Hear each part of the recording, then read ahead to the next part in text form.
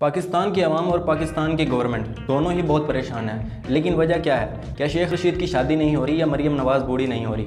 दोनों ही गलत जवाब। सही जवाब है कि डॉलर बहुत ज़्यादा महंगा हो रहा है। सबसे पहला सवाल ये है कि ये डॉलर का रेट डिसाइड कौन करता है। दूसरा ये कि डॉलर दिन ब दिन महंगा क्यों होता है। और तीसरा ये कि इसका एक आम आदमी की ज़िंदगी के ऊपर क्या असर पड़ता है। और चौथा, इस सब का सॉल्यूशन क्या है। अगर प्रॉब्लम्स ही बतानी थी तो वीडियो बनाने का फ़ायदा क्या। तो इन सारे सवालों के जवाब जानने के लिए बने रहिए वीडियो के आखिर तक। सबसे पहला सवाल, डॉलर का रेट डिसाइड कौन करता है। कितनी मज़े की बात हो अगर $1 बराबर हो ₹1 के। कभी ऐसा हुआ तो नहीं, लेकिन सिचुएशन लगभग ऐसी ही थी जब पाकिस्तान बना था। 1947 के अंदर $1 बराबर था ₹3 के, 1975 के अंदर $1 बराबर था ₹8 के, और 2000 के अंदर $1 बराबर था ₹52 के, और आज 2022 के अंदर $1 बराबर है ₹210 के। ये साला रेट डिसाइड कौन करता है? तो इसका जवाब है कोई नहीं। जी हाँ, कोई नहीं। इसका रेट को काफ़ी सारी फोर्सेस मिलकर डिसाइड करती हैं। दूसरा सवाल, डॉलर दिन ब दिन महंगा क्यों होता है? इसमें गलती किसकी है, गला किसका पकड़े?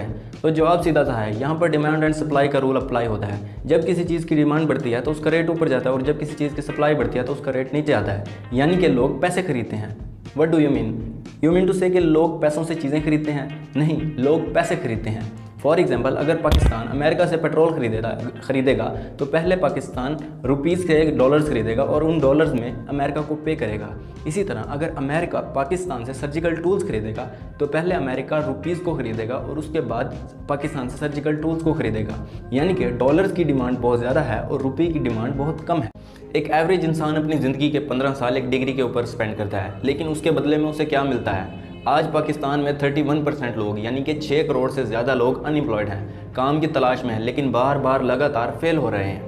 आज की इस वीडियो में हम समझते हैं कि पाकिस्तान में अनएम्प्लॉयमेंट क्यों बढ़ रही है और आज के इस बदलते ज़माने में हम खुद को रेलेवेंट कैसे रख सकते हैं, और पाकिस्तान में अनएम्प्लॉयमेंट के 3 इंपॉर्टेंट रीजंस को समझते हैं। रीज़न नंबर 1 है स्किल गैप।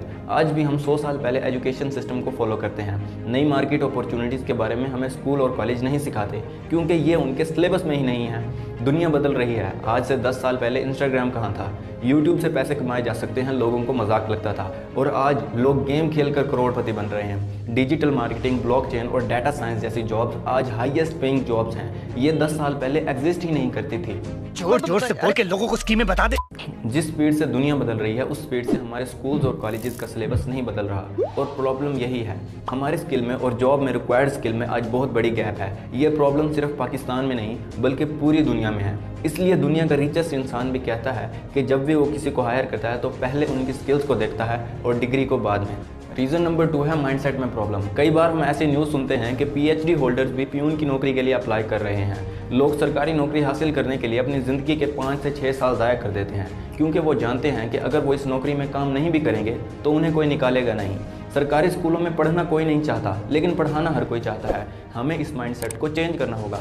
हमारा ध्यान एम्प्लॉयमेंट के ऊपर नहीं बल्कि एम्प्लॉयमेंट जनरेट करने के ऊपर होना चाहिए। रीज़न नंबर 3 है no ease of doing business. Pakistan में 31% लोग एग्रीकल्चर से रिलेटेड हैं और पाकिस्तान की GDP में 23% हिस्सा डालते हैं, जबकि पाकिस्तान की इंडस्ट्री सिर्फ 12% हिस्सा डालती है। किसी भी मुल्क की एम्प्लॉयमेंट का इन्हिसार उसकी मैन्युफैक्चरिंग पर होता है। इसलिए 100 बातों की एक बात, पाकिस्तान में इंडस्ट्री कम है इसलिए अनएम्प्लॉयमेंट ज़्यादा है। लोग बिज़नेस करने से डरते हैं क्योंकि उन्हें लगता है कि वो फेल हो जाएंगे, लेकिन इसके बावजूद अगर कोई बिज़नेस करने के लिए आगे आता है तो उसके लिए इतने लाइसेंसेस लगते हैं कि लोग बिज़नेस करते ही नहीं हैं। अनएम्प्लॉयमेंट के प्रॉब्लम तो सबको पता है, लेकिन अगर हम सॉल्यूशंस पर बात ना करें तो वीडियो बनाने का क्या फ़ायदा। तो चलिए हम समझते हैं कि गवर्नमेंट और आवाम दोनों अनएम्प्लॉयमेंट के प्रॉब्लम को सॉल्व करने के लिए क्या कर सकते हैं। सॉल्यूशन नंबर 1, चाइना आज दुनिया की फैक्ट्री बन चुका है। आज एप्पल जैसी बड़ी कंपनी के सारे प्रोडक्ट्स चाइना में बनते हैं। चाहकर भी दुनिया चाइना को बायकॉट नहीं कर सकती।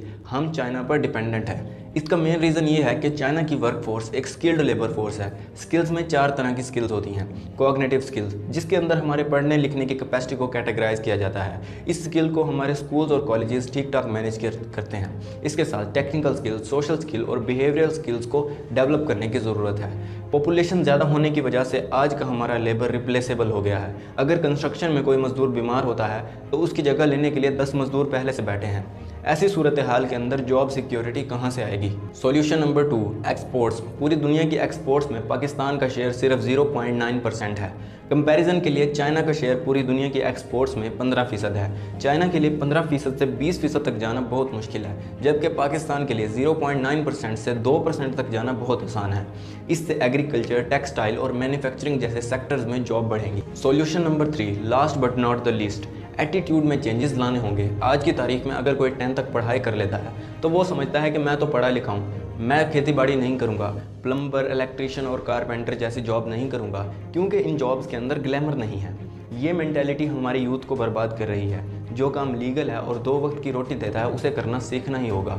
परमानेंट बेसिस पर नहीं तो चलो टेम्परेरी बेसिस पर ही सही, लेकिन हमें कुछ ना कुछ करना ही होगा। अगर आपको इस वीडियो से वैल्यू मिली तो इसे अपने दोस्तों के साथ शेयर कीजिए, सब्सक्राइब करें और कमेंट करके ज़रूर बताइए कि आपको ये वीडियो कैसी लगी।